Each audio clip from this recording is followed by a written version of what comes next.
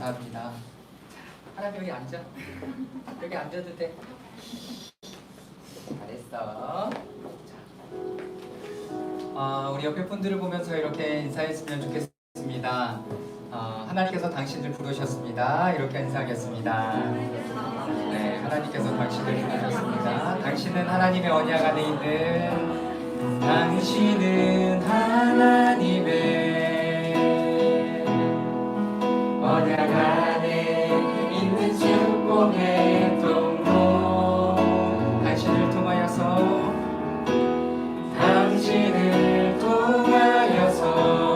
열방이 주께 돌아오게 된 다시 한 번만요. 당신은 하나님의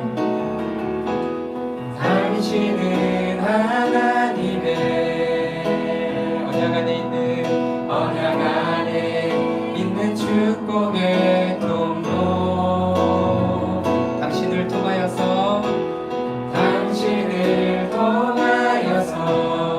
열방이 주께 예배하게 되니 우리 선우에게 격려의 박수 보내주시겠습니다. 네, 감사합니다. 오늘 여러분들에게 주보를 좀 나눠드렸습니다. 주보를 먼저 잠깐 볼까요? 주보 첫 페이지 겉면에 보시면 에베소서 2장 20절에서 22절까지 말씀이 기록되어 있습니다. 우리 다 같이 한번 읽어보도록 하겠습니다. 여러분은 시작!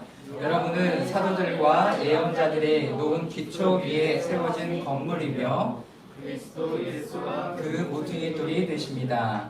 그리스도 안에서 건물 전체가 서로 연결되어서 주님 안에서 자라서 성전이 됩니다.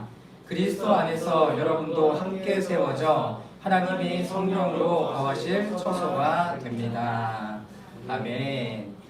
네, 올해 2022년에 저희들이 이 말씀을 좀 기억했으면 좋겠습니다. 가능한 한 외우시면 더 좋을 것 같고요. 이 말씀을 듣고 우리가 지금 어떤 모습으로 나아가야 되는가에 대한 그림, 이미지를 좀 생각하시고 우리가 이렇게 나아가려면 어떻게 나아가야 되는가 좀 보실 수 있었으면 좋겠습니다. 오늘은 요한계시록 2장 8절에서 12절까지의 말씀을 여러분들과 나누게 되고요. 서머나 교회에 대한 이야기를 나누게 됩니다. 그래서 소주제로는 우리의 고난에 대한 점검이라고 제가 강의 안에 써두었습니다. 지난주에 함께 이야기했을 때는 뭐냐면 우리의 사랑에 대한 점검이었습니다. 그래서 먼저 하나님에 대한 이미지를 어떻게 이야기를 하고 있는가에 대해서 이야기했고 에베소 교회가 참 많은 부분들을 잘하고 있지만 그들이 잘못하고 있었던 그 단 한 가지 이유 때문에 하나님은 책망하셨어요. 그게 뭐였냐면 사랑이 없었다는 거죠. 여러분 많은 사역이 있을 수 있습니다. 그리고 사랑하는 것보다 사역이 여러분 더 수월하고 편할 수 있습니다. 근데 하나님은 그것을 원하시지 않으셨고요. 너희들이 이런 사역보다 더 중요한 것은 하나님을 사랑하고 내 이웃을 내 몸과 같이 사랑하는 것이었다 라는 이야기를 하고 있다는 것을 잊지 마셨으면 좋겠습니다. 그래서 여러분들이 교회에 나오는 것도 마찬가지지만 이 교회에 나오는 것뿐만 아니라 여러분들의 직장에 일을 하고 또 사람들을 만나고 하는 이 모든 것이 사랑의 동기가 될 수 있기를 바랍니다. 단순히 돈을 버는 것, 나 돈 벌기 위해서 왔어 라고 얘기하면 더 이상 얘기할 것이 없지만 아니다, 내가 하나님께서 여기를 왜 부르셨는지 알고 싶다라고 얘기하면 사랑의 동기가 되어야 하는 겁니다. 그래서 직장에 정말 나를 막 자꾸 추근덕거리고 나하고 놀아달라고 막 이렇게 하는 사람에게 어떻게 해야 되겠어요? 난 퇴근해야 됩니다. 난 당신하고 놀아줄 수 없습니다. 여러분 이게 아니라 내가 시간이 있다면 그 사람하고 좀 더 시간을 보내주는 것이 하나님이 나를 그 사람 때문에 보냈다 그러면 여러분 어떻게 하실 거예요? 그 사람 때문에 나를 하나님 보내셨다. 돈 버는 것도 난 돈 벌려고 갔는데 하나님은 우리를 그 사람 때문에 보냈다라고 얘기하면 이 이야기는 정말 다른 이야기가 되는 거예요. 그렇기 때문에 우리의 모든 동기가 사랑이 될 수 있기를 주님의 이름으로 축원합니다. 자, 요한복음 13장 34절에서 35절까지 말씀을 다 같이 한번 읽어보겠습니다. 시작. 이제 나는 너희에게 새 계명을 준다. 서로 사랑하여라. 내가 너희를 사랑한 것 같이 너희도 서로 사랑하여라. 너희가 서로 사랑하면 모든 사람이 그것으로써 너희가 내 제자인 줄 알게 될 것이다. 성경 공부를 하고 JDS를 하고 뭘 해야 내 제자가 되는 게 아니라 내가 저 사람을 사랑하고 있느냐가 내가 예수 그리스도의 제자인 것에 증거가 된다라고 성경은 기록하고 있다라는 것입니다. 내 사랑하고 있나? 이것에 대한 동기가 잘 새겨질 수 있기를 주님의 이름으로 축원합니다. 이게 이제 지난주에 함께 나누었던 말씀이고요. 이번 주 말씀으로 돌아가 보면 서머나 교회는 어떤 교회였을까라는 거예요. 서머나 교회에 대한 이야기가 성경에 많이 기록되어 있지 않습니다. 특별히 계시록의 7교회에 대한 내용들은 그렇게 성경에 많이 기록되어 있지 않아요. 빌립보 교회도 아니고 에베소 교회는 성경에 많이 언급되고 서신을 보내기도 했고 데살로니가 전후서에 나오는 데살로니가 교회, 고린도 교회는 바울이 그곳에 서신을 보냄으로 말미암아서 많은 기록들이 있고 저작들이 있어요. 그러나 성경에 나오는 특별히 서머나 교회, 그 다음에 나온 버가모 교회 이런 교회들은 성경에 많은 기록들이 남아있지 않습니다. 그래서 오늘 쓰여진 이 내용을 가지고 그 교회가 이뤘을 것이다 라는 내용들을 좀 우리가 살펴볼 수 있고 또 그거 안에 결정하고 또 우리가 배워야 될 부분들을 함께 배울 수 있었으면 좋겠습니다. 자, 서머나 교회는 어떤 교회였을까? 우리 은경자매가 한번 읽어주면 감사하겠습니다. 몰약이란 뜻, 에베소 북방 80km 지점에 소아시아 서안에 있는 항구 도시. 도시가 파고스 산을 왕관처럼 둘러싸고 있어서 자연적인 조건이 매우 좋았다. 또 내륙과의 교역이 주로 이 항구를 통해 이루어졌기 때문에 서머나는 과학, 의술, 건축술 등이 발달했으며 황제 숭배와 로마 여신을 위한 신전이 세워져 있었다.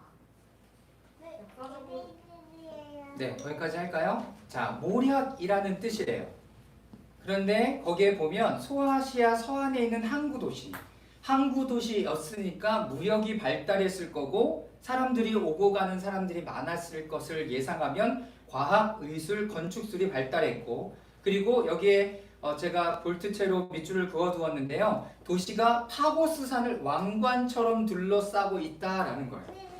그러니까 자연지명을 보고서 오늘 마지막에 나와 있는 너희가 죽도록 충성해라. 그러면 뭘 주겠다라고 얘기하냐면 생명의 면류관을 너에게 주겠다라고 이야기해요.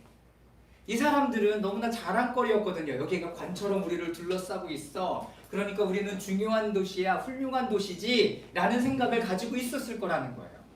자, 그리고 또 뭐가 있었냐면 여전히 황제 숭배와 로마 여신을 위한 신전이 세워져 있었다.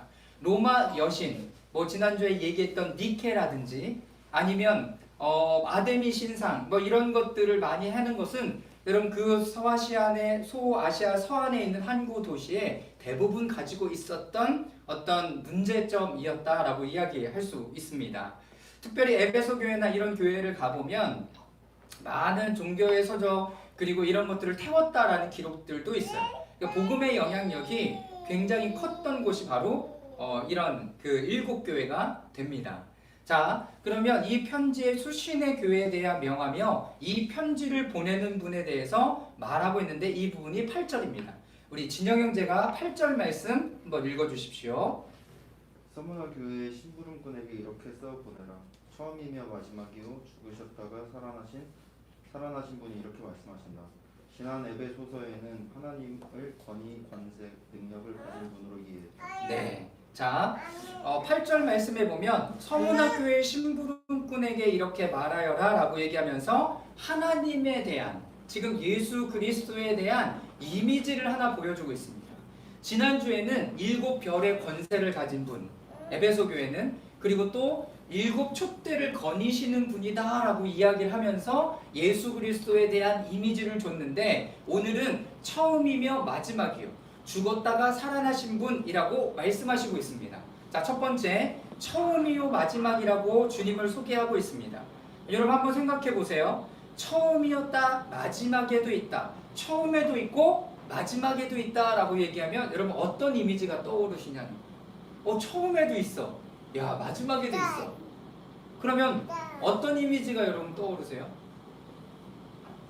한번 생각해 볼까요? 처음에도 있었어. 마지막에도 있어. 라고 얘기하면 여러분 뭐가 떠오르세요? 아무것도 안 떠올라? 예수님? 우리는 너무 성경의 어떤 이런 부분에 익숙해져 있는 거죠. 자, 이거를 벗어나오면 처음에도 있고 마지막에도 있다. 그럼 중간에는 없나?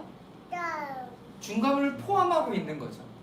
자, 처음과 끝을 모두 다 알고 있는 분이 얘기한다라는 거예요. 여러분들의 신앙이 어디서부터 시작되었는지 그리고 마무리가 어떻게 되는지를 정확하게 알고 계신 분이 우리 주님이시다라고 이야기를 하고 있습니다. 그 사람의 끝을 따라가 보라라는 이야기가 있습니다. 관점을 그 사람의 모든 삶에 맞추고 끝을 따라가 보는 거죠. 그러면 뭐가 해석이 되냐면 그 사람의 중간 과정뿐만 아니라 어떻게 이 일이 시작됐는지를 알 수 있게 되는 거예요. 상황과 환경, 그 중에 신경 써야 되는 사람, 힘들게 하는 것, 이 모든 것이 내 관점이 정리되지 않아서 그래요. 성경의 마지막을 보는 이유는 뭐예요? 교회의 마지막에 나와 있는 교회의 모습을 보면서 우리 교회를 시작하는 이유가 뭐예요? 하나님께서 이 7교회들에게 이야기하신 내용들을 우리가 마음에 담고 교회를 시작한다면 우리는 하나님 앞에 칭찬받고 하나님이 기쁨이 되는 교회로 드려질 수 있는 여러분 중요한 포인트를 갖는다라는 것입니다. 여러분들이 지난주에 성경을 읽으면서 이야기를 나눌 때 사랑에 대한 관점으로 성경을 보셨던 것처럼 오늘 배운 관점으로 여러분들이 성경을 보면서 그 안에 답을 찾아가는 은혜가 있기를 바랍니다. 여러분, 상황과 환경을 본다는 것은 우리의 마음에 여러 가지 마음이 있는 거예요. 사심이 있는 거죠. 내가 여기 가면 이걸 얻겠지라는 사심. 그러나 하나님은요, 그런 사람들 뭐라고 얘기했냐면 두 마음을 품은 자다라고. 그러니까 우리의 마음이 하나님 앞에 정하여져 가기를 원하시는 거죠. 여러분, 정해서 가면요 갈등이 없어요. 갈등이 없어요. 정해서 가면. 그런데 정하지 않으면 계속 갈등이 생기는 거예요. 갈등이 이 사람하고 살아? 말아? 근데 결혼을 하면 달라요. 법적인 내가 도장을 찍으면 다른 거예요. 자, 계속 넘어가겠습니다. 그래서 우리는 처음에 마지막을 보면서 갑니다. 그래서 마지막 자리에서 지금 자리를 볼 수 있도록 되게 은혜다라는 생각을 합니다. 자, 넘어가면 두 번째, 죽으셨다 살아나신 분이다 라고 예수 그리스도를 소개하고 있습니다. 자, 죽으셨다 살아났다. 좀 이상하지 않아요? 죽었다 살아났다. 시작이 뭐야? 죽었어요. 살아났대. 살아난 것이 두 번째. 우리는 어떤 개념을 가지고 있냐면 태어났으니까 살아가는 거야. 근데 성경의 원리는 죽었다가 살아나는 거예요. 그러니까 여기에서 우리의 패러다임을 바꿔야 돼요. 어떤 패러다임을 바꾸냐면 내가 먼저 살아야지. 내가 먼저 살아야 이걸 할 수 있는 거 아니야? 라고 얘기하지만 성경은 우리에게 뭐라고 얘기해요? 죽어야 다시 산다라는 이야기를 하고 있는 거죠. 누가 그랬기 때문에? 예수 그리스도께서 그러셨기 때문에 라고 이야기를 하고 있는 것입니다. 자, 여러분, 이런 패러다임이 어디서 왔을까요? 내가 살아야 되지. 나는 살고 마지막에 죽을, 이런 패러다임이 어디서 났냐면 여러분, 타락의 결과로 나온 거예요. 그래서 뭘 두려워해요? 죽음을 두려워하는 거죠. 죽음을 두려워해요. 죽음의 두려움, 두려움의 묶임. 그래서 점점점 자유가 없어지는 거죠. 그러나 성경에서 가르치는 것은 죽었다가 살아나는 거예요. 내 성품을 죽이고 내 마음을 죽이고 하나님 앞에 내가 다시 살아나면 새로운 삶으로 나는 태어나서 살아갈 수 있게 되는 거예요. 여러분, 성격을 죽여본 적 있습니까? 네, 예찬이가 굉장히 강력하게. 네. 여러분, 저는요, 사람 잘 안 변한다고 생각해요. 그러나 사람이 내가 잘못되고 그런 부분들을 인지하고 있으면 똑같은 상황이 다가오고 똑같은 상황이 도래했을 때 내가 그 상황이 나에게 나쁘게 작용하는 걸 알고 나를 죽일 수 있어요. 나를 멈출 수 있어요. 내가 다른 반응과 다른 작동을 할 수가 있어요. 여러분 이게 성장해 가는 거예요. 사람은 잘 안 변해요. 무슨 말씀인지 아시죠?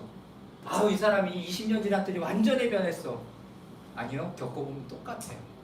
잘 안 변해요. 그런데 하나님 앞에 내가 변하고 새로워졌다라는 것은 그 모든 것이 다 없어진 게 아니라 내재하고 있지만 그런 것이 내 마음 가운데 드러났을 때 다른 반응을 하는 거죠. 다른 작동을 내 안에 하는 거예요. 그랬을 때 이 사람이 아 성장했구나를 알게 되는 거예요. 사람 잘 안 변해요. 제가 예배인도 할 때 우리 아내가 오늘 예배인도 해줬는데 역시 찬양님도 잘하는 네, 이런 마음이 들었습니다. 계속 시켜야 되겠고 네, 이런 마음이 들었습니다. 사람 잘 안 변해요. 하나님이 주신 은사가 잘 안 바뀌어요. 네, 김호 형제가 여전히 찬양 잘하는 것, 건반을 잘 치는 것, 잘 안 변해. 하나님이 주신 거니까. 그런데 좋은 부분으로 여러분 지금 부각시켰지만 안 좋은 부분들이 있어요. 저에게도 있고 여러분들에게도 있고 각자에게도 있어요. 여러분 이제는 다른 반응으로 내가 거기 안에 죽고 다른 반응으로 하나님 앞에 새롭게 반응하며 나아가는 여러분 되시기를 기도합니다. 자, 성경의 원리도 그렇게 돼 있죠. 창세기 1장 8절 그리고 13절 말씀을 우리 예찬 형제가 한번 읽어주십시오. 창세기 1장 8절 13절 말씀입니다. 저녁이 되고 아침이 되니 이는 첫째 날이다. 저녁이 되고 아침이 되니 사는 날이 끝이 났다. 네, 자 저녁이 되고 아침이 되는 저녁은 여러분 어둠의 시간이고 하루의 일과가 마치는 시간이에요. 그런데 이 마치는 시간부터 하나님은 뭐 하시는 거예요? 계속 일하시는 거예요. 얻을 때까지 해가 떠서 인간이 움직이고 일할 때까지 하나님은 뭐 하시냐면 쉬지 않고 우리를 위해서 일하세요. 그럼 우리는 말씀드리지만 하나님이 일해 놓으신 것을 갖고 우리는 새 아침에 새로운 출발을 하는 거예요. 새로운 출발. 그러니까 내가 어제 저녁에 막 못하고 마친 그 일들 때문에 나는 또 스트레스 받아서 직장 가면 너무나 화나겠지, 열받겠지, 또 나의 상사는 이걸 가지고 나를 쪼겠지, 힘들게 하겠지, 어렵게 하겠지. 여러분 그런 걱정과 근심으로 그런 분이 계신가 봐요. 네, 이런 걸로 갔는데 뭐야? 아침에 갔더니 완전히 새로운 거, 그 일이 모두 다 해결되어져 있는 거예요. 누가 일하신 거예요? 상사의 마음이 바뀌었나? 하나님이 일하신 거죠. 왜? 우리에게 새로운 날을 허락하시기 위하여 하나님은 이미 일해 두신 거라는 것을 여러분 잊지 마십니다. 여러분 이분이 우리 하나님이에요. 그분에게 하나님 앞에 내어 맡기고 여러분 저녁의 시간을 보냈으면 아침에 출발할 때는 하나님이 주신 마음으로 새로운 삶을 출발하는 것. 여러분 이것이 바로 우리가 가져야 되는 여러분 시간의 패러다임, 삶의 패러다임인 거예요. 그래서 서머나 교회에 이 8절의 이야기를 하면서 처음이요 마지막이요 그리고 죽었다가 살아나신 분이 말씀하신다라고. 그러니까 뭐예요? 새로운 삶의 어떤 지평을 열어내시는 하나님이다 라는 거예요. 그러면 죽음이란 포인트가 이 서머나 교회 사람들에게는 있었을 것이다 라는 생각을 해볼 수 있죠. 죽음을 맞이할 수밖에 없는 상황, 고난의 상황을 맞이할 수밖에 없는 이런 컨디션에 놓여있던 사람들에게 죽었다가 살아나신 이 하나님의 새로운 패러다임을 우리에게 주신다라는 것은 지금 오늘 우리가 고난 가운데 있다면 지금 이 사람들에게 하는 하나님의 메시지를 잘 들어야 될 필요가 있습니다. 여러분 서머나 교회는요 여러분 책망이 없었어요. 니네가 잘하고 있고 못하고 있고 이런 얘기가 아니라 그냥 하나님께서 권면해 주시고 이런 이야기를 하면서 하나님의 이야기를 쭉 풀어가요. 너희들이 뭘 놓쳤다, 돌아가야 된다 이런 얘기를 하시는 게 아닌 거예요.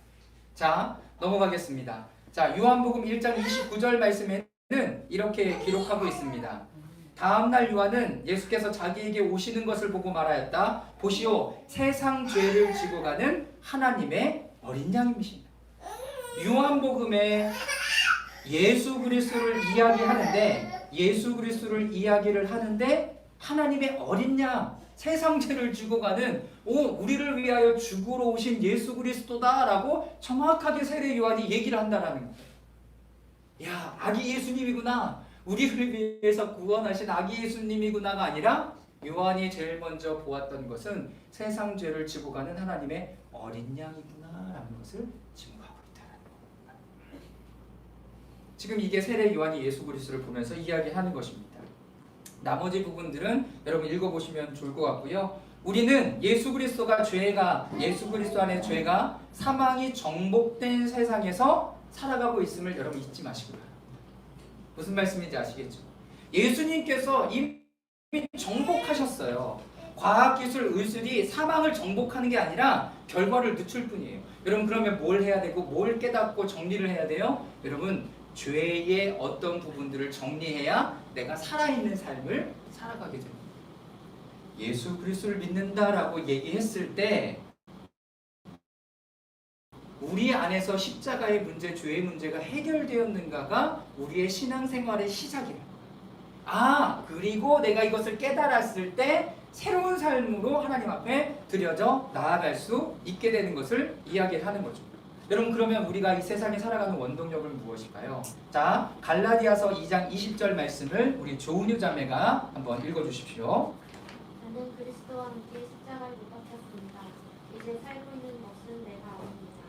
그리스도께서 내 안에서 살고 계십니다. 내가 지금 육신 안에서 살고 있는 삶은 나를 사랑하셔서 나를 위하여 자기 몸을 내어주신 하나님의 아들을 믿는 믿음 안에서 살아가는 것입니다. 네, 내가 그리스도와 함께 십자가에 못 박히는 것이 먼저죠. 예수 그리스도를 믿는다는 것은 나를 위하여 십자가에 달려 돌아가신 그분을 믿는 거예요. 믿을 때 어떤 일이 벌어집니까? 나도 거기에 십자가에 못 박히는 거죠. 예수님이 십자가에 못 박혀 나는 살아있으면 안 돼요.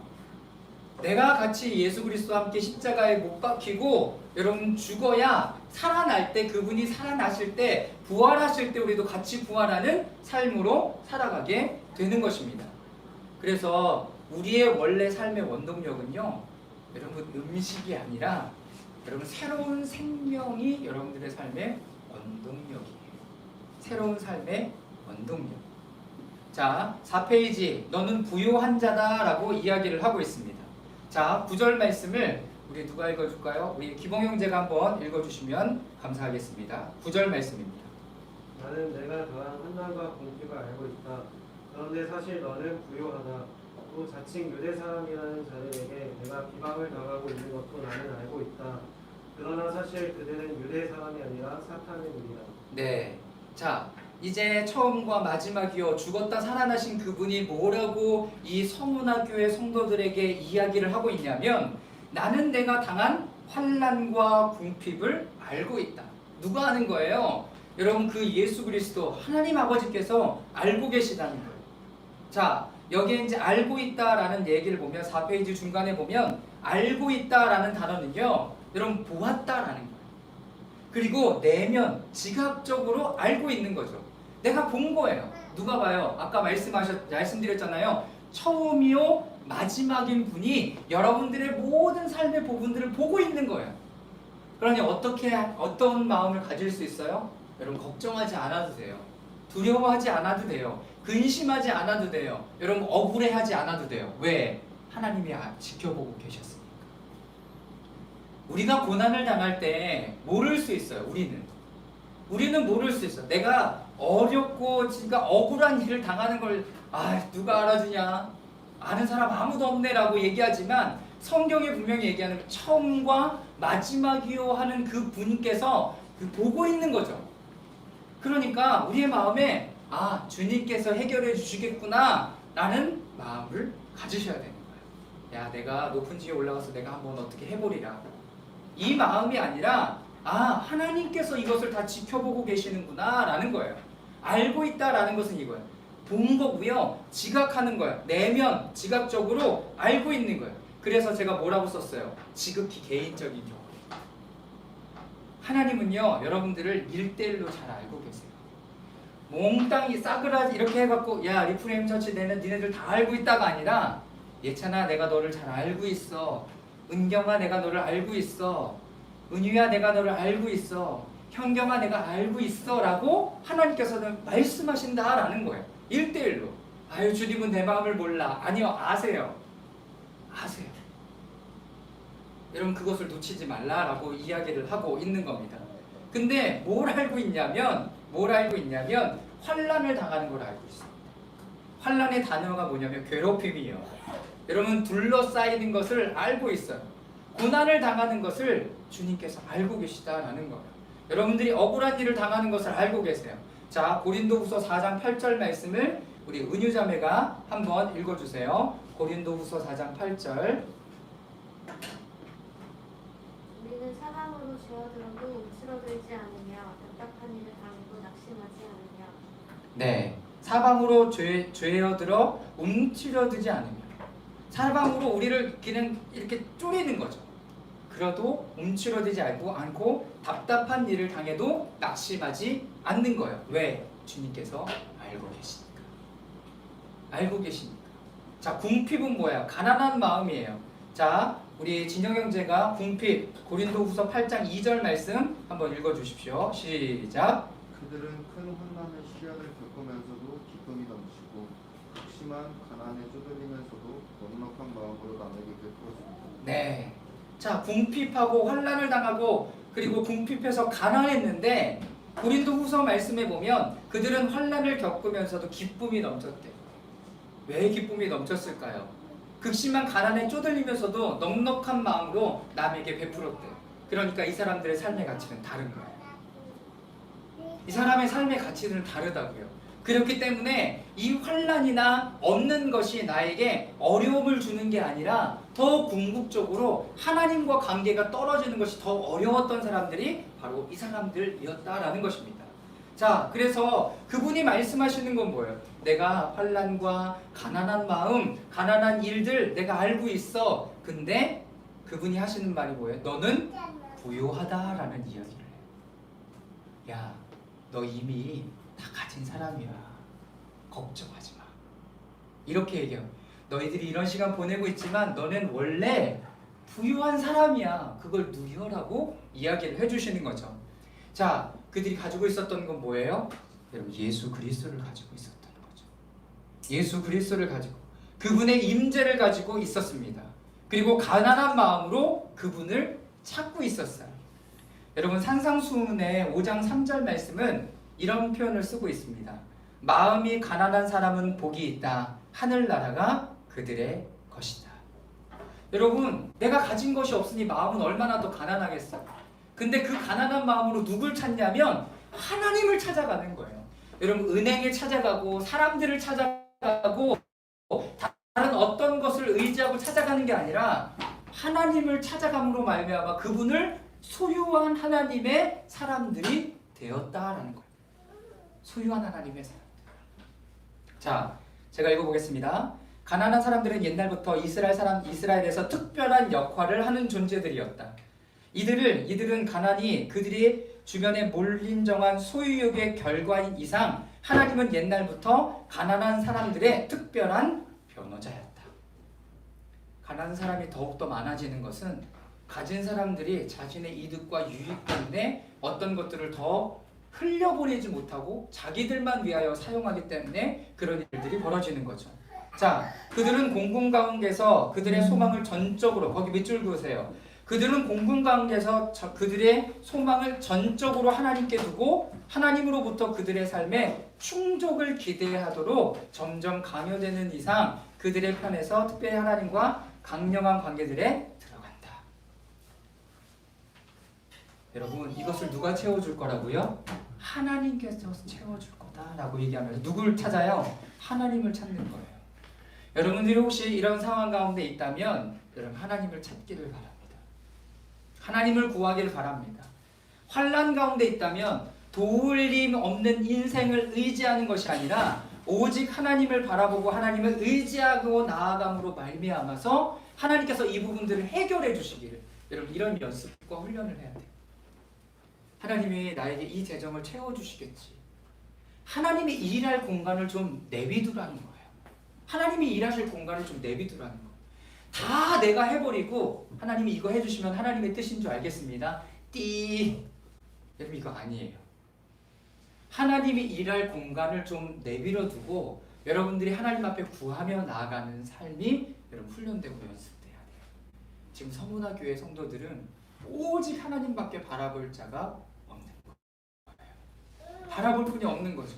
그러니 그들이 기도할 때마다 하나님께서 위로의 이야기를 듣고 격려의 이야기를 듣고 하나님의 말씀의 이야기를 들음으로 말미암아 너가 많은 걸 가진 자야 라고 하나님께서 말씀해 주십니다. 이미 너희는 나를 가지고 있어 라고 이야기를 하십니다. 사랑하는 여러분, 여러분들 안에 예수 그리스도를 소유한 인생 되기를 주님의 이름으로 축원합니다. 자, 두 번째, 자칭 유대 사람이라고 하는 자들에게 내가 비방을 당하고 있는 것도 나는 알고 있다.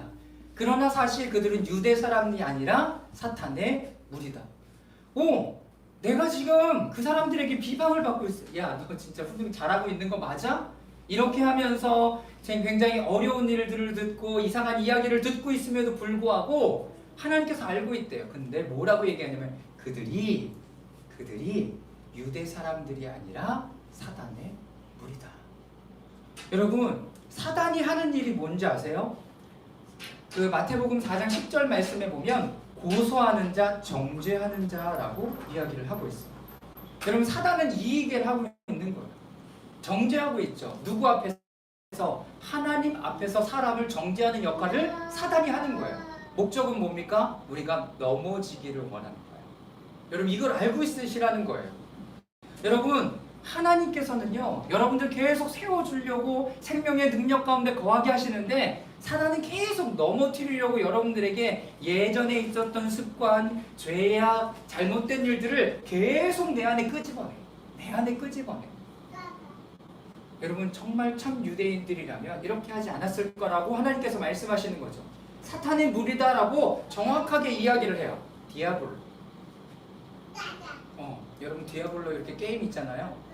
여러분, 그 게임이 여러분 사탄이라는 게임이에요. 마귀라는 게임이에요. 이름이 너무 매력적인가요? 디아블로? 여러분, 그런데 이런 것들이 너무나 많은 거예요. 이런 것들. 자, 그래서 그동안 모든 일들이 해석되는 상황입니다. 내가 비방을 당할 때도, 환난 가운데 있었을 때도, 가난에 있었을 때도 하나님이 다 알고 계셨구나. 이 사람들이 어떤 사람이었는지 해석해 줌으로 말미암아서 그 사람의 이야기를 더 이상 들을 필요가 없다라는 것을 말씀해 주십니다. 여러분, 누구의 이야기를 듣고 따라가고 있냐? 하나님의 말씀을 따라가는 여러분 되시기를 바랍니다. 하나님의 말씀을 따라가고 성경에서 여러분들에게 말씀하시는 그 말씀을 따라감으로 말미암아서 그런 사람들의 이야기를 분별할 뿐만 아니라 고난 가운데 있을지라도 하나님의 마음을 붙들고 나아가는 여러분 되시기를 주님의 이름으로 축원합니다. 네, 잠깐 네 번째 말씀에 보면 하나님은 이 고통 속에 있는 사람들에게 이제 말씀하고 계십니다. 자, 우리 10절 말씀을 우리 진영 형제가 한번 읽어주십시오. 네가 장차 받을 고난을 두려워하지 말아라. 보아라, 악마가 너희를 시험하여 넘어뜨리려고 너희 가운데서 몇 사람을 감옥에다 집어넣으려고 한다. 너희는 열흘 동안 환난을 당할 것이다.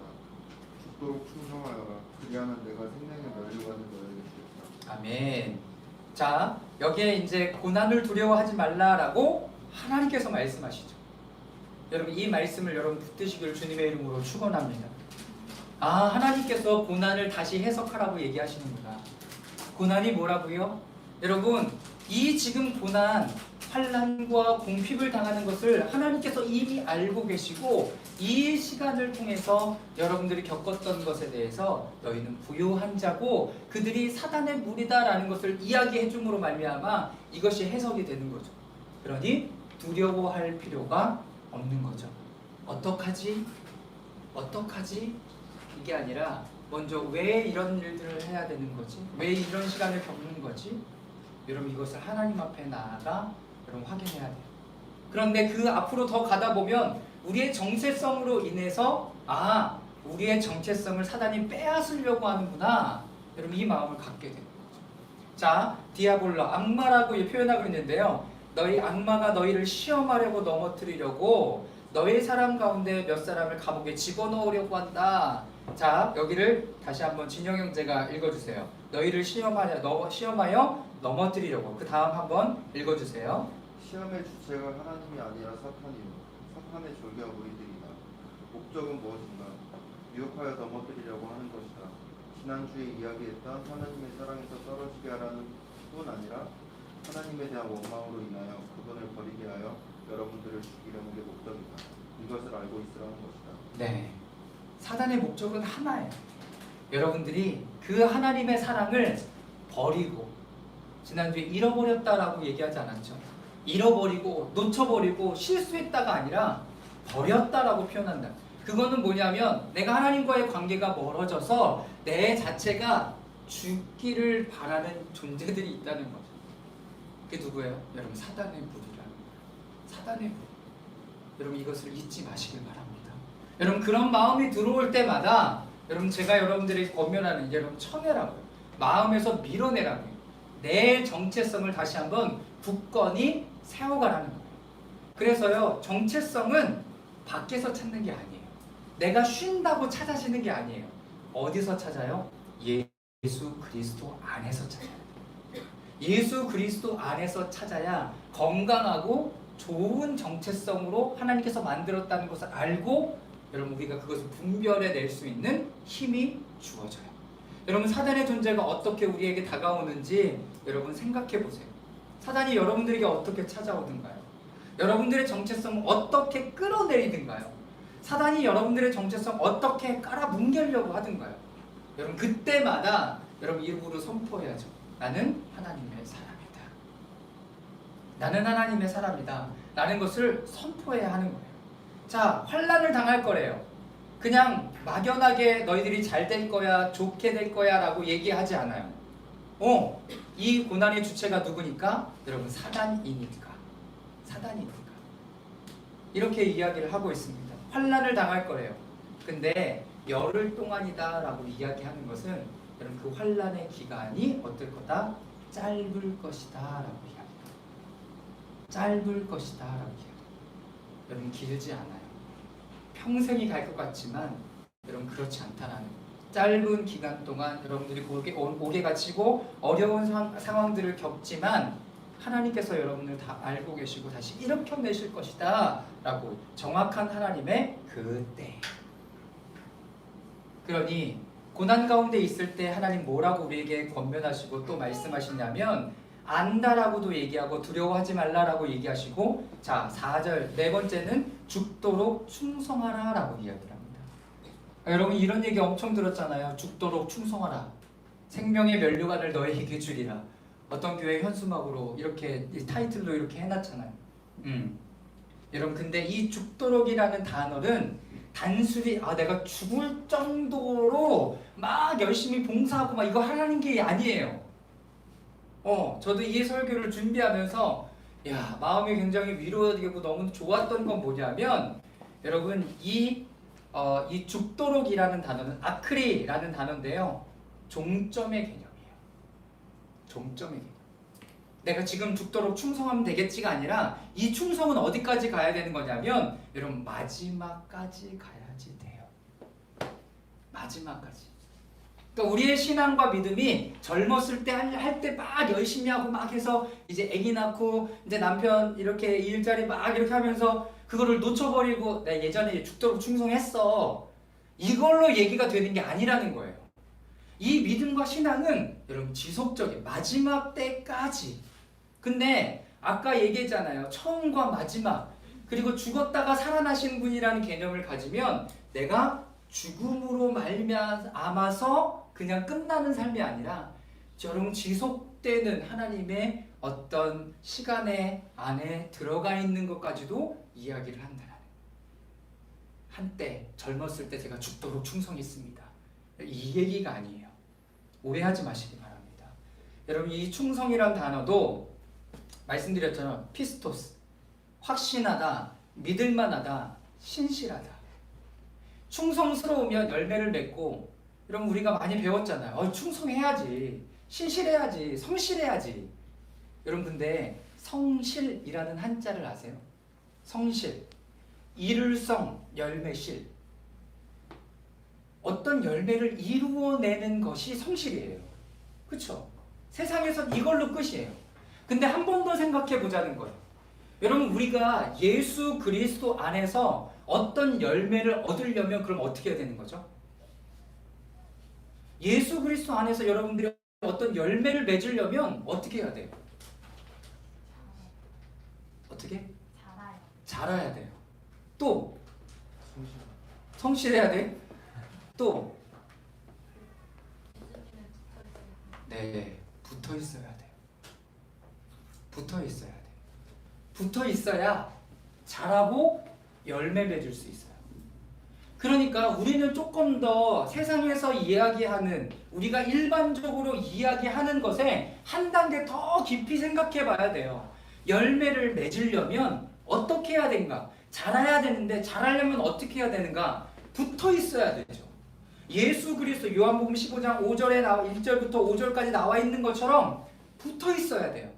요셉이 하나님 앞에 붙어 있고 하나님의 임재 가운데 있고 주님과 동행하니까 형통의 열매를 맺은 것처럼 형통에만 포커스를 두지 말고요. 이 성실이라는 단어, 충성이라는 단어가 어떻게 나왔는가? 여러분, 충성이라는 단어는요, 충성, 정성 충자예요. 그리고 정성 성자예요. 그러니까 충성한다는 것은 뭐 하는 거예요? 정성을 다하는 거예요. 정성을 다하는 게 여러분 충성스러운 거예요. 그러니까 정성을 들이려면 뭐가 돼? 어떤 부스를 쓸까? 마음심이 있는 거예요. 마음에 정성이 들어가는 일을 하는 거죠. 우리는 하나님의 마음을 가졌으니 사랑의 마음으로 나아가는 거죠. 사랑하는 여러분, 이 죽도록 충성하라는 단어는 여러분들이 마지막 나 죽으면 끝나지가 아니라 여러분 죽음의 시점, 이 죽음의 시점을 넘어서까지 하나님께 마음을 다하고 예수 그리스도에게 붙어 있으라는 하나님의 뜻이다라는 거예요. 여러분, 죽도록 충성하라는 단어를 거기에 여러분 성경 밑에 다시 사역을 하세요. 사역이란 뭐냐면 여러분들이 해석하는 걸 사역이라고 해요. 원어의 의미로 다시 해석해 넣으셔요. 죽도록 충성하, 내가 죽을 때까지 충성하면 되는 거 아니야? 피 흘릴 때까지 충성하면 되는 거 아니야? 네, 아니에요. 그 단편적인 한때가 아니라 마지막 시간까지, 아니 하나님께서 재림하시는 그 시간까지 우리의 마음과 우리의 정성은 예수 그리스도에게 붙어 있어야 되는 것을 이야기하는 거예요. 그러니 이 고난을 당하는 사람들에게 뭐라고 권면하는 거예요? 너희가 마지막 때까지 하나님을 향하여, 여러분들을 향하여 마음을 다하고 하나님의 임재 가운데 머물러 있으십시오라고 이야기를 하신다는 거예요. 여러분, 소름 끼치잖아요. 고난의 때를 보내는 우리에게 하나님은 뭐라고 얘기하시냐면 마지막 그때까지, 마지막 시간을 넘어서까지 예수 그리스도에게 마음을 다하고 그리고 예수 그리스도의 임재 안에 머물러 있으라라고 해요. 제가 장례를 많이 가보잖아요. 그러면 되게 장례가 우울하지 않고 침울하지 않은 장례는 아버님께서, 어머니께서 마지막에 하나님의 이름에 대한 이 확신이 분명하셨어요 라고 얘기하는 장례는요, 절대로 침울하거나 어렵지 않아요. 오히려 찬양을 부르는데 찬양 끝나면 막 박수를 쳐요. 너무나 좋은 거야. 어떻게 우리 가정에서 이런 아름다운 찬양에 울려 퍼질까? 장례식장에서 박수를 친다니까. 여러분, 마지막 때까지 하나님의 임재 가운데 머물러 계십시오. 여러분들의 할머니, 여러분들의 할아버지, 그리고 혹시 여러분들의 어머니가, 아버님이 마지막 그 시간들을 보내시는 분들이 계시다면 거기에 하나님의 임재 가운데 머물러 계실 수 있도록 말씀을 계속 틀어드리세요. 할머니에게, 할아버지에게, 어른들에게. 여러분, 그럴 때 바로 이 말씀이 해당되는 거라는 거예요. 자, 그러면 뭐라고 얘기했냐면 생명의 면류관을 너에게 주겠다라고 얘기해요. 저는 이 부분들을 해석하고 또 정리하면서도 여러분 너무나 좋았어요. 뭐냐면 생명의 면류관은 뭐냐면 생명, 살아있다라는 거예요. 그쵸? 살아있다. 근데 면류관은 뭐냐면 승리관인데 올림픽에서 승리하면 월계수관을 주는데 여기서 말하는 것은 그것보다 더 화려한 화관을 주는 거죠. 화관을 이렇게 쓰여줌으로 말미암아 어느 누구라도 이 사람이 어떤 사람이다, 승리한 사람이구나 라는 것을 알게 되는 거예요. 그런데 단순히 승리한 게 아니라 생명의 면류관이다 라고 이야기를 하는 것은 이 사람은 생명을 가진 하나님의 사람이구나라는 것을 정확하게 표시해 주는 것이 생명의 면류관이라는 거예요. 할렐루야. 저는 여러분 모두가 이 생명의 생명을 가졌다는 표시, 이 생명의 면류관을 쓰는 여러분 되시기를 주님의 이름으로 축원합니다. 여러분 계시록의 12장로가 자기의 화관을, 자기의 관을 예수님께 던져드려요. 여러분 그러면 이게 더 해석될 수 있지 않을까요? 어떻게 해석이 될까요? 이 사람들은 자기의 생명의 면류관을, 자기가 관을 쓴 관을 왜 예수 그리스도에게 던져드려요? 왜 예수 그리스도에게 던져드릴까? 진영아, 왜 예수님께 던져드릴까? 세상에 뭐라고? 승리하셨기 승리하셨기 때문에. 또 왜 예수님께 이 관을 하나님께 보좌에 계신 주님께 왜 던져드렸을까요?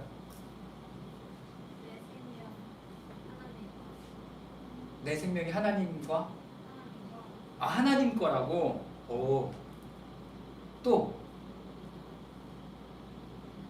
생명이 하나님께만 있다. 생명이 하나님께만 있다. 여러분 내가 예수 그리스도 앞에 있으면 더 이상 이 생명의 면류, 생명을 가졌다는 표시를 할 필요가 없어. 그분에게 생명이 있습니다라는 표시해도 될 것 같아요. 예, 맞죠? 그분이 주님께서 우리에게 생명을 주셨습니다라고 해서 관을 또 하나님 앞에 올려드리는 표현이겠죠. 더 이상 그분 앞에 내가 생명을 가졌다, 갖지 않았다 이 표현이 필요가 없어요. 이미 나는 뭘 가진 사람이야? 내 생명을 가진 하나님의 사람이기 때문에. 여러분 고난과 환난과 어려움과 이런 사단의 비방 속에서 이 서머나 교회 성도들은 그들의 믿음을 신실하게 충성스럽게 여러분 죽어서까지 하나님의 임재 가운데 거하는 것을 여러분 가지고 있었어요. 그리고 생명의 면류관을 선물로 받을 것이라는 확신이 있었어요.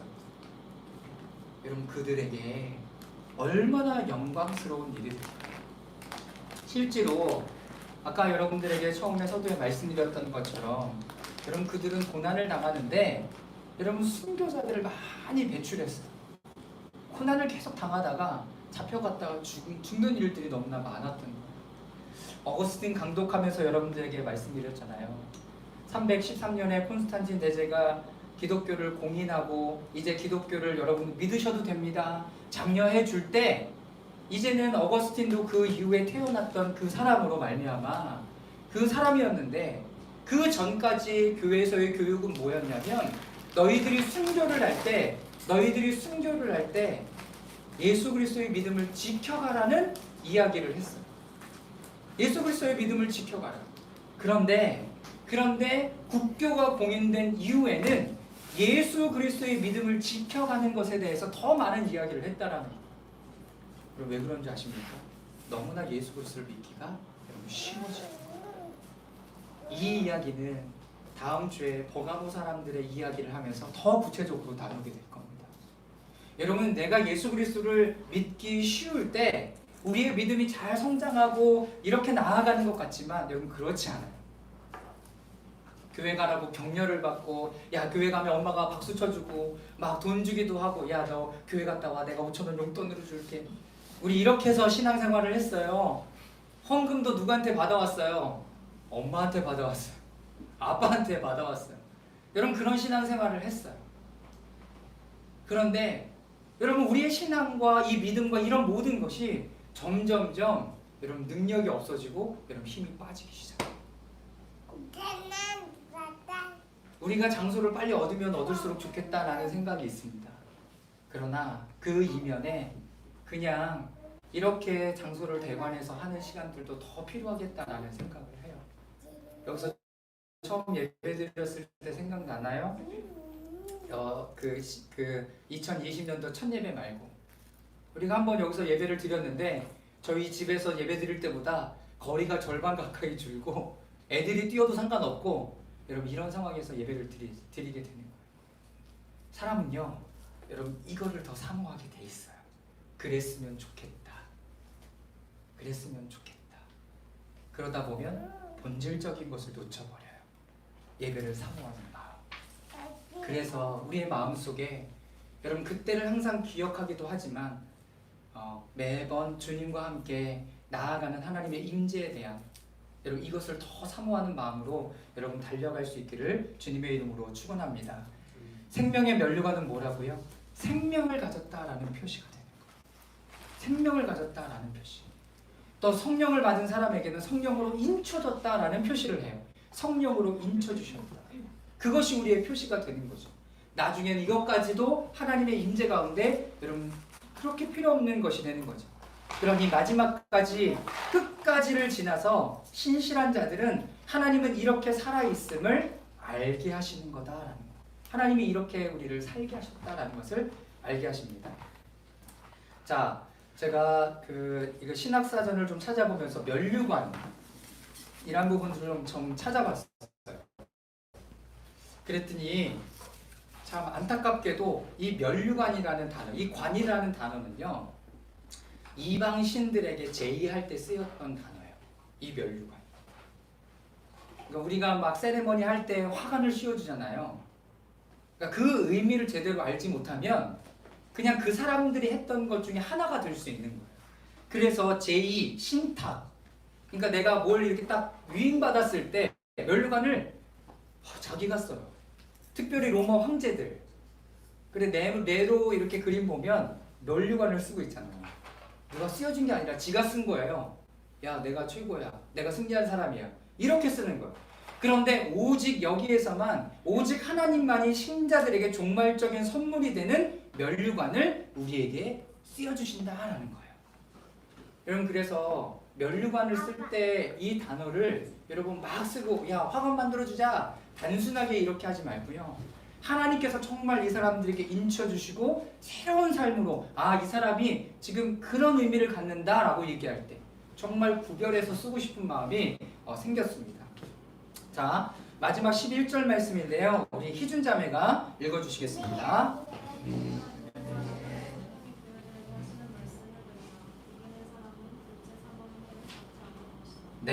네 번째 이기는 사람에게 주시는 약속 생명의 면류관을 뿐만 아니라 여기에는 이기는 사람은 둘째 사망의 해를 받지 않을 것이다 라고 이야기합니다.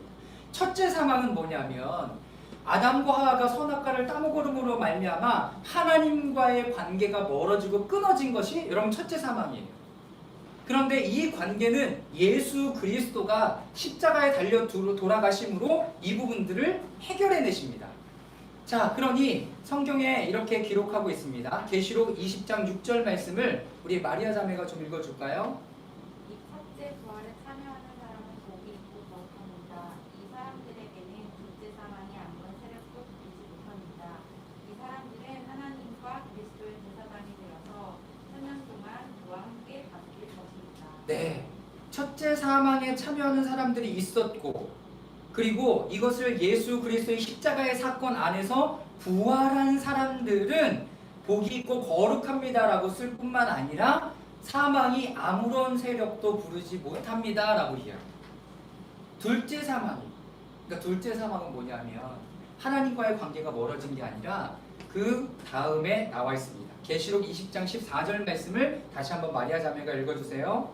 그리고 사망과 지옥이 불바다에 던져졌습니다. 이 불바다가 둘째 사망입니다. 네, 사망과 지옥이 불바다에 던져지고 불바다가 둘째 사망입니다. 그래서 여러분 지옥을 생각하면 영원히 꺼지지 않는 불이다 라는 이야기를 하잖아요. 이게 바로 그런 의미인 거예요. 네. 그래서 거기서 헤어나고 싶지만 헤어나올 수 없는 그런 상황 가운데 놓여지는 거예요. 단순히 상황이 아니라 우리가 거기에 처하게 되는 거죠. 자, 21장 8절 말씀을 우리 진영 형제가 읽어주세요.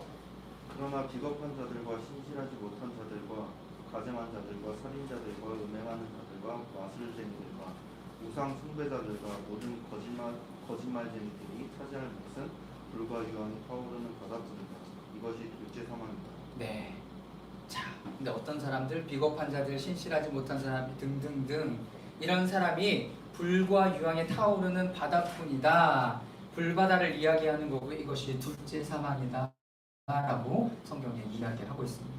첫째 사망은 뭐예요? 예수 그리스도와의 관계가 끊어졌는데 이 끊어진 관계를 예수 그리스도로 인하여 다시 회복시켜내서 부활하신 사건, 이게 첫째 부활에 참여한 자들이 되는 거고요. 이제 둘째, 그것들을 전혀 받아들이지 않고 마지막 재림의 때에 오시는 그 예수 그리스도가 우리에게 주는 믿지 않는 자들에게 주는 것은 둘째 사망, 영원히 꺼지지 않는 불이다라고 이야기합니다. 자, 그러면 여러분들에게 질문. 여기 나오는 설교 안에 나오는 질문 말고요. 자, 그럼 여러분들이 이미 심판은 받은 자일까요? 받지 않은 자들일까요? 동의합니까? 네, 그 공부 잘하는 사람 하나 필요해. 네, 묻어가면 되니까. 네, 우리는 이미 심판을 받은 자입니다. 십자가의 심판을 받았어요. 근데 어떻게 살아 있어요? 예수 그리스도로 인하여 예수님이 이미 심판을 받으셨고 우리 대신에. 그래서 우리는 이 첫째 부활에 참여한 자들이 돼 있는 거예요. 네. 그런데 이 고난과 환난을 통해서 예수님과 멀어지고 버리는 자들이 또 있었다는 거예요. 그래서 고난을 대해서 이해를 해야 되죠. 환난, 가난함, 그리고 비방함을 당하는 것이 여러분들에게 잠깐이고 하나님께서 여러분들이 모두 다 알고 계시다라는 이 말씀을 통해서 여러분들이 이제 하나님과 함께 이 시간들을 생명의 멸류관을 받을 하나님의 자들로 들여져 나아갈 수 있기를 주님의 이름으로 축원합니다. 자, 우리 진영 형제가 마지막 읽어주세요. 오늘 고난에 대해서. 오늘 고난에 대하여 다시 생각하며 죽었다가 살아나신 분, 처음과 마지막이신 분이 내가 너의 고난을 안다라고 말씀하시며 두려워하지 말라. 죽도록 충성하라. 내가 생명의 관을 내게 주리라. 이기는 자는 둘째 사망의 해를 받지 아니하리라고 말하시는 것은 고난받는 성원이 교회 그리스도인들의 삶의 힘과 영원성을 보여했다. 그리고 이 말씀은 동일하게 우리의 삶의 힘과 영원성을 보여할 수 있다. 아멘. 네, 어머나라고 쓰지 않으면 다행이네. 네, 서머니, 어머니, 서머나 교회 그리스도인들에게 힘과 영원성을 부여했다. 여러분, 알고 있다라는 이 한 가지 단어. 너에게 어려움을 줬던 게 믿는 자들이 아니라 사단의 무리였어. 죽도록 충성하고 하나님과 붙어있고 하나님의 인재 가운데 있어. 하나님께서 너에게 생명의 멸류관을 줄 거야.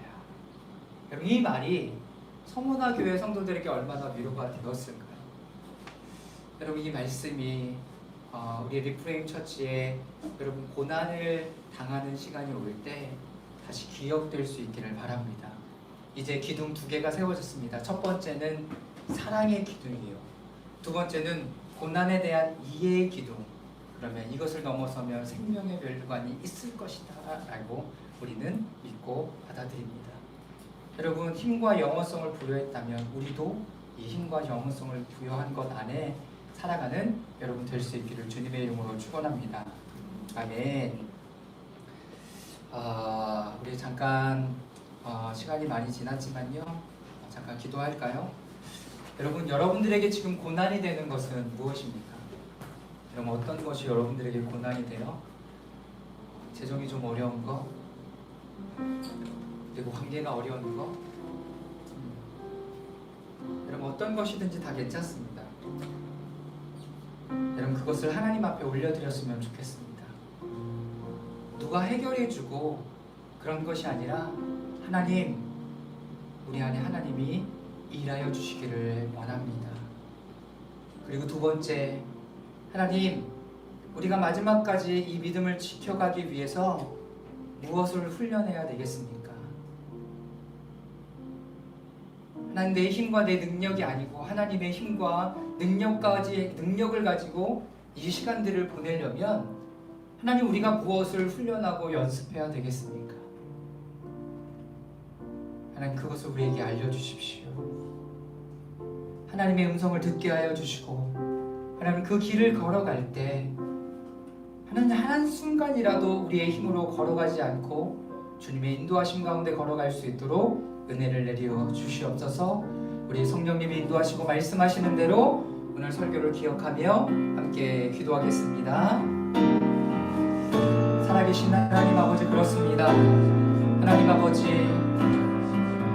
마지막에 계시록에 나오는 7 교회들을 보며 우리가 하나님 앞에 앞에 묵상하며 기도하며 주님 앞에 나아갑니다. 환난과 고난과 가난함과 그리고 사망으로 우겨싸임을 당하여도 하나님 아버지 우리의 믿음을 지켜갈 수 있도록 하나님 아버지 주님 안에 주님의 임재 안에 거할 수 있도록 하나님 아버지 우리를 인도하여 주시기를 기도합니다. 하나님 아버지 말씀하여 주시옵소서. 하나님 아버지 우리가 날마다 주님의 임재 가운데 거하도록 우리를 이끌어 주시옵소서. 하나님 아버지 고난에 대해서 우리가 분명히 알게 하여 주시고 하나님 아버지 우리의 뜻과 마음으로 어떤 것을 해석하거나 하나님 아버지 풀어가지 않게 하여 주시고 하나님의 말씀하시는 대로 하나님 아버지 그대로 한 걸음 한 걸음 나아가는 저희들이 되게 하여 주시옵소서.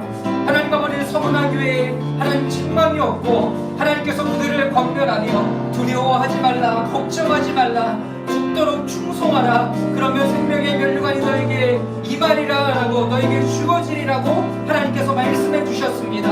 생명을 가진 자요 하나님 예수 그리스도를 소유한 하나님의 자들로 하나님 드려지는 저희들이 되게 하여 주시옵소서. 하나님 아버지 성령으로 기름 부어주시고 주님의 은혜를 내려 주시옵소서. 하나님 역사하여 주시옵소서. 우리 다시 한번 기도하며 나가기를 원합니다. 우리 다시 한번 기도하며 나갈 때 우리 다 같이 그 자리에 일어나서 함께 기도하며 나아가기를 원합니다. 하나님 아버지 고난의 때가 아니요 하나님 아버지 평온한 때를 걸어가고 있다면 하나님 아버지 우리의 믿음과 하나님 아버지 신앙의 어떤 부분들이 하나님 침체되지 않게 하여 주시옵소서. 날마다 하나님을 향하여 간절한 마음으로 나아가게 하여 주시고 마음이 가난한 자들은 천국이 저희 것이며 라고 말씀하셨습니다. 하나님 아버지 가난한 마음으로 하나님을 부르게 하여 주시옵소서. 하나님 간절한 마음으로 하나님을 찾게 하여 주시옵소서. 하나님 아버지 리프레임 처치에 우리 모든 성도님들 마음 가운데 하나님 아버지 간절함으로 주님을 찾는 하나님 아버지 귀한 은혜가 오늘 우리 가운데 있게 하여 주시옵소서. 우리 주여 한번 외치고 기도하겠습니다. 주여 살아계신 하나님 아버지 그렇습니다. 하나님 아버지 우리 지체들 하나하나 하나님께 올려드리며 나아갑니다. 하나님 아버지 고난 가운데 있는 자들 하나님 아버지 관계의 어려움들 가운데 아버지 재정의 궁핍함 가운데 있는 자들 하나님 아버지 여러가지 상황 가운데 있지만 하나님 아버지 그럼에도 불구하고 우리가 하나님을 간절히 찾는 하나님 저희들이 되게 하여 주시옵소서. 하나님 아버지 우리를 새롭게 하여 주시고 하나님 날마다 주님을 소유한 자로 하나님의 마음을 품은 자로 드려지는 저희들이 되게 하여 주시옵소서. 아멘 아멘. 성령으로 기름 부어주시고 아버지 각자의 이 심령들 가운데 임하여 주시옵소서. 하나님 아버지 역사하여 주시고 하나님 아버지 새롭게 하시는 하나님의 은혜 하나님 아버지 우리가 넉넉하고 하나님 아버지 평안할 때조차 하나님 주님을 향하여 간절함으로 나아가는 저희들 되게 하여 주시옵소서.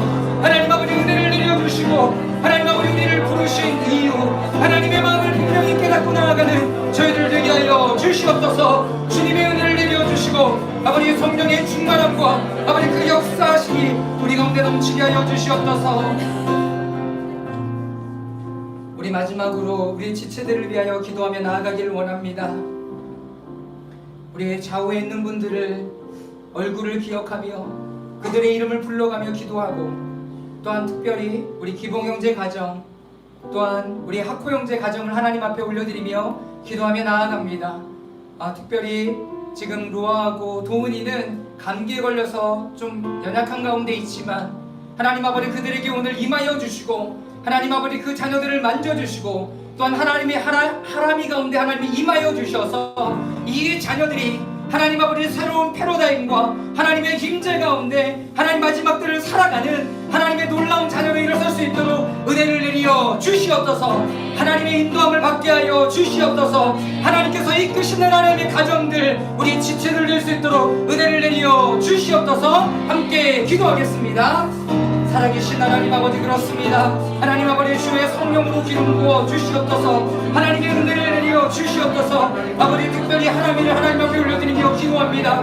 하나님 아버지 귀한 하나님의 아들이 하나님의 인도하심과 이끄심 가운데 하나님 아버지 마지막 때까지 하나님의 힘재 가운데 드려지는 하나님의 사람 되게 하여 주시옵소서. 아버지 어렸을 때부터 아버지 생명을 가진 아들이요 아버지 생명을 가진 하나님의 사람으로 들여 나아갈 수 있도록 은혜를 내려 주시옵소서.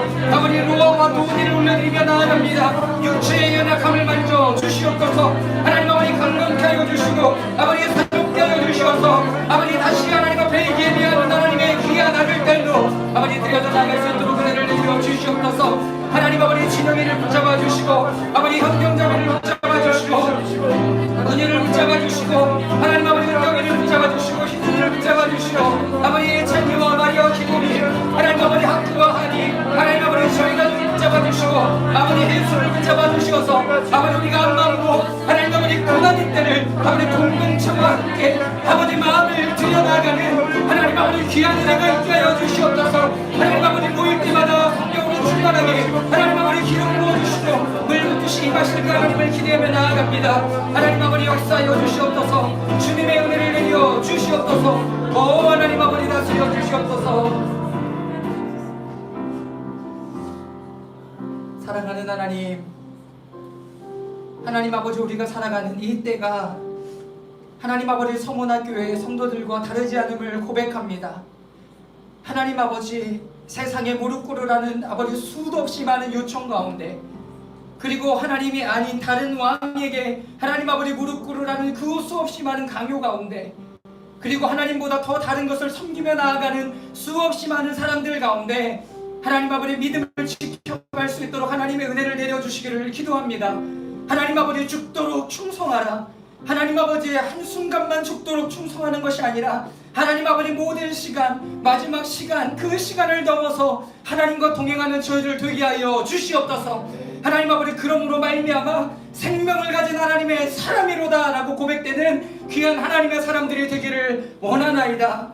하나님 아버지 그러므로 말미암아 하나님 아버지 첫째 부활에 참여하며 이제는 하나님 이 땅이 하나님 왕노릇하며 예수 그리스도와 함께 이 땅을 당당히 살아가는 하나님의 사람 되게 하여 주시옵소서. 오늘 우리와 함께 하신 하나님께 감사와 찬양 올려드리며 예수 그리스도의 이름으로 기도드리옵나이다.